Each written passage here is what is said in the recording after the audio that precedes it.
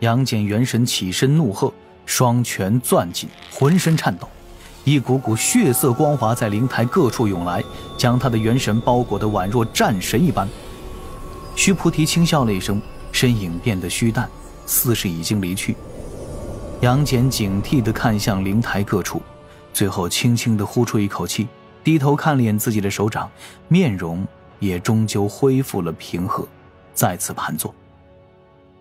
灵台似乎已经恢复了平静，但是一幅画面突然出现在杨戬面前，其内所显是天庭中的一座仙山，镇压云华仙子的仙山。杨戬双目一愣，冥冥中感应到自己最近的亲人就在这画面之中。须菩提的嗓音由远而近，再次飘来：你如今的修行岁月如此安逸，换作是我也不想去打破。有师父的关心疼爱，有小妹需自己去照料，修为日益深厚，更是得了道门护教玄功，前途不可限量。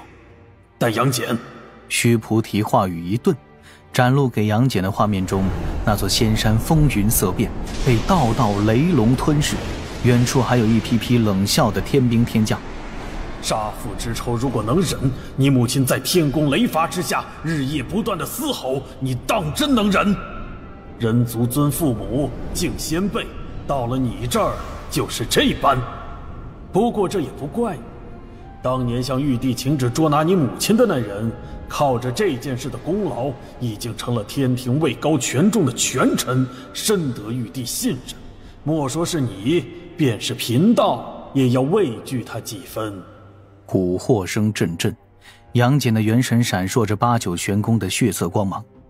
侧旁太极图为能遮掩的角落中，玉鼎真人与太乙真人同时看向李长寿。玉鼎真人问：当真是这般情形？李长寿嗤的一笑，自怀中拿出了一枚铜镜，掐了一个法诀，铜镜之上出现了一幅画面。这是某处仙山洞府内的情形，四面石壁上挂着一片片粉色的帷幔，山体内有一座阁楼，一方庭院，玉树红花，娇艳欲滴，几名修为不高的小仙子在花圃中嬉戏。这铜镜展露的是一个固定视角，而这个视角刚好能够看到一面窗户，以及窗内正坐在床榻上赤着玉足捧卷品读的云华仙子。她身着数层轻纱长裙，梳着端庄云鬓，此刻叹了一口气，面容上带着少许忧色。起身俯身，先只搓了搓那晶莹剔透的脚趾，随着手指与脚趾的摩擦，露出了惬意的微笑，舒坦。李长寿和玉鼎真人满头的黑线这个全景纯属是意外，画面纯属是巧合。仙子搓脚也是美的啊！太乙真人禁不住骂道：这就是你们天庭的镇压，感觉比贫道的娟山舒坦。云华仙子是玉帝陛下厉洁身的亲妹妹，玉帝陛下必须时刻维护三界正统，表面上减少私情流露，实际上他对云华仙子的疼爱不在杨戬对杨禅之下。先莫要让简儿知道这般，不然恐怕他道心会受挫呀。师兄放心。李长寿笑了笑，注视着杨戬的状况。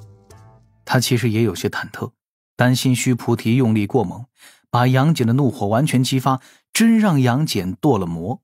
但是好在玉鼎真人安置在杨戬元神处的清鼎非同寻常，那似是玉鼎真人元神之鼎的分身，随时可以镇压杨戬元神。稍顷，杨戬突然低吼一声，将面前的画面一拳打碎，元神如同剑光般闪过，直击须菩提的神念。须菩提却是微微叹息，神念被杨戬直接撞碎，只留下了一句：能帮你的唯有我们，你终究会来找我的，杨戬。待那灵念消散，杨戬的灵台彻底安静下来。杨戬元神站在灵台边缘，呼哧呼哧地喘着粗气儿，双目之中满是挣扎。他身前似乎便是无尽的深渊，但是杨戬最终还是走了回来，让自己尽力的平静，元神再次打坐。再看杨戬此时倒屈，面容苍白，浑身虚汗，一缕缕酒气被他给逼了出来。片刻后就睁开眼来，看着前方的云雾弥漫山林，一阵出神。母亲，杨戬眼角似乎有些湿润，他抬了抬手，迅速抹去，轻轻呼出一口气，宛若什么事都没有发生一般。他坐在那里陷入思考，不知不觉那平静悄然破开，自身的气血翻涌，8、9玄功迈入了下一个小境界。李长寿、太乙、玉鼎对视一眼，玉鼎真人目中带着几分担忧。太乙笑道：看样子他应该已下了决定。现在的问题是如何安置杨禅，这倒是一个不错的由头，可以随时吸引杨戬去天庭一行。长庚师弟，玉鼎真人突然转身做了一个道揖，李长寿连忙还礼：师兄这是何故？若我这徒儿今后选择与天庭对抗，且对长庚你出言不逊，还请务必留他一条性命。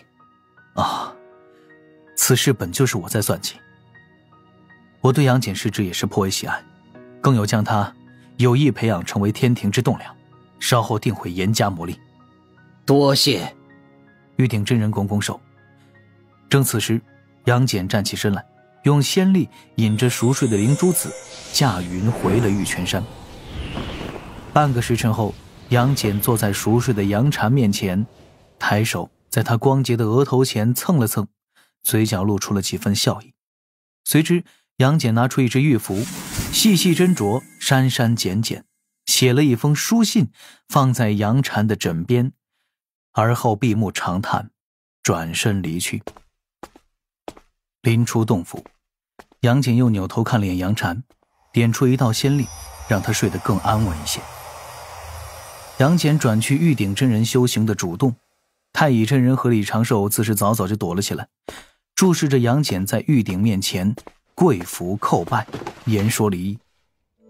玉鼎真人并未留难，表露出一副早就知道杨戬会做出这般决定的模样，将2枚戒指放在杨戬怀中，道一句：凡事莫要逞强，为师自会站在你身后。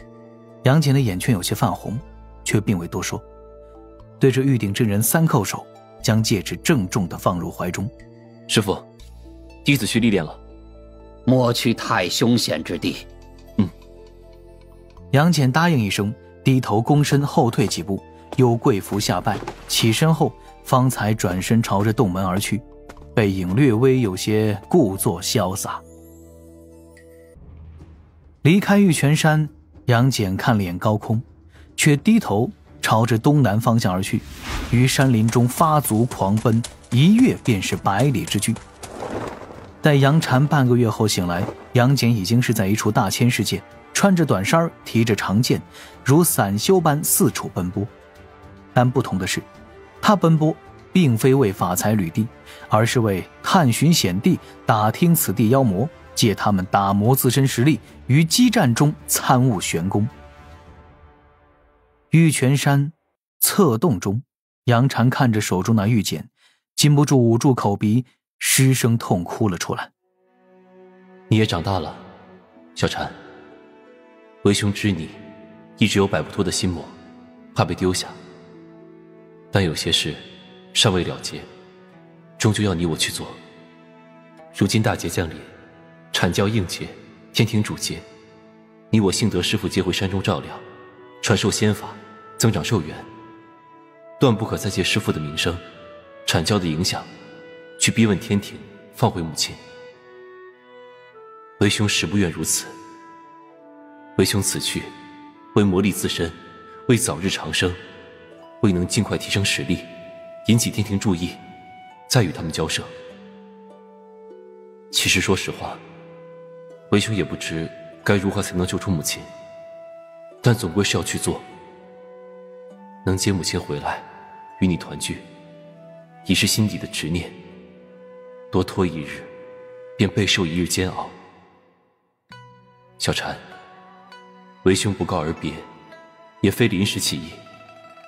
这数年来都在思索此事，而今终下决定。莫要乱走，就在此地等我回来。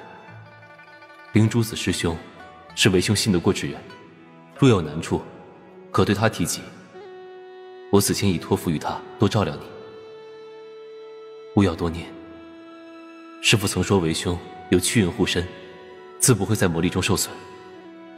兄，杨戬。哥。杨禅起身冲向洞口，但刚走2步，一缕丹香飘来，身形软倒在窗边。洞外，李长寿和玉鼎真人犯了难，不知该如何才算妥善安置这个小仙子。玉鼎真人问：送去云华仙子身侧。杨戬突然回来怎么办？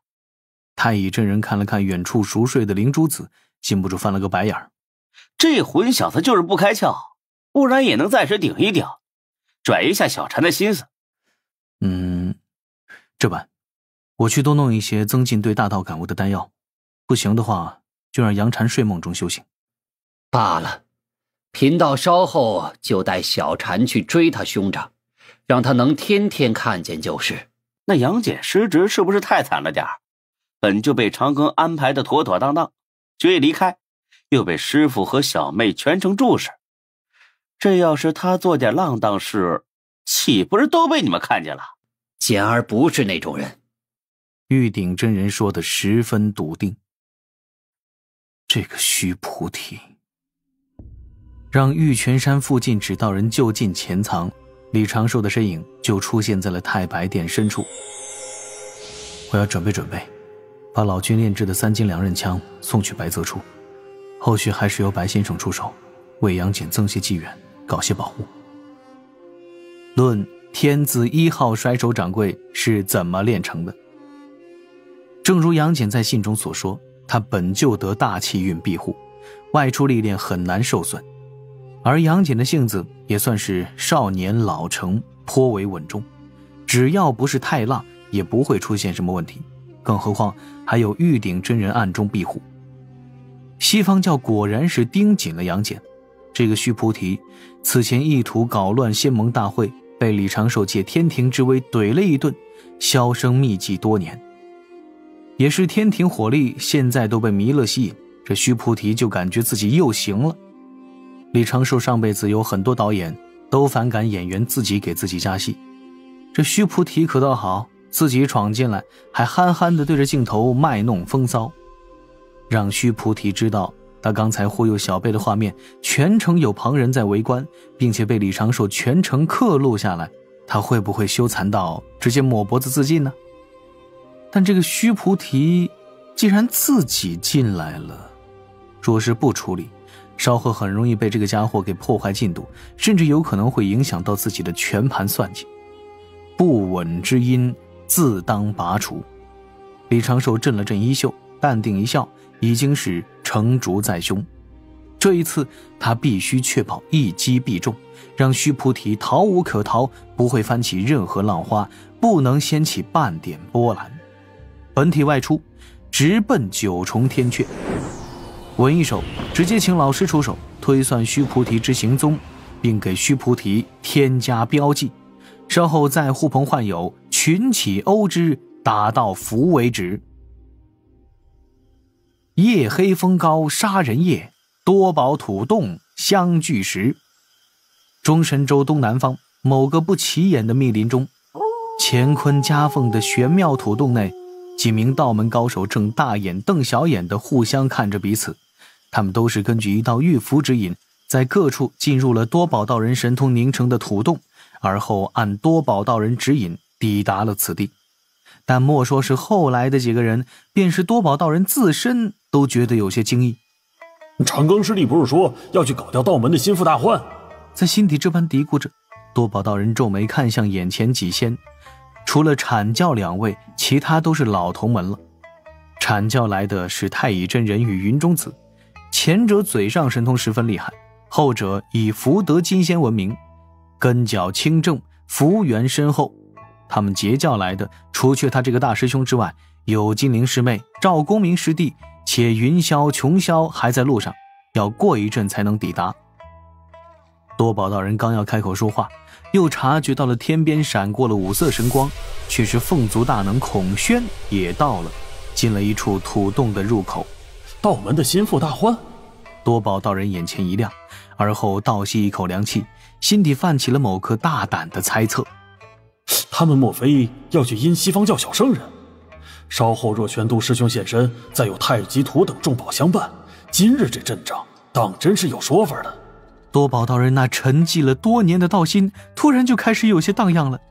他看看左右，盘算一下己方的高手，大概推敲出了长庚师弟今日的布置。先是太乙真人开口阴阳怪气儿，刺激那圣人出手，而后借势言说这小圣人以大欺小，由此定下今日之事的基调。随后云中子站出来，承受圣人一掌，假装或者真实重伤，杜绝二师伯偏袒西方教的情形。再之后，对，长庚师弟的万物均衡大道是关键。这家伙领悟出的这般大道，不就是威慑圣人用的吗？看长庚师弟如今修为精进，又有大师伯保驾护航，一旦长庚抵达玄都师兄的道境，那长庚的均匀大道还能去均衡谁？总不能跟人动手时用均衡大道把自己的实力拉底下去吧？仔细一想，恐怕长庚师弟早有准备，而待跟那位记名师叔动起手来，人叫重宝出手，劫叫高手卖命，我祭出宝库，拼着毁3成宝库，再有孔宣那神异的五色神光刷刷刷，公明师弟的定海神珠施展乾坤之力镇压，我家师尊暗中点出一指，大师伯云上现身，将那接引道人一巴掌挥走。洪荒自今日起武圣，而我们几个就是屠圣之人，名传万古，响彻诸天。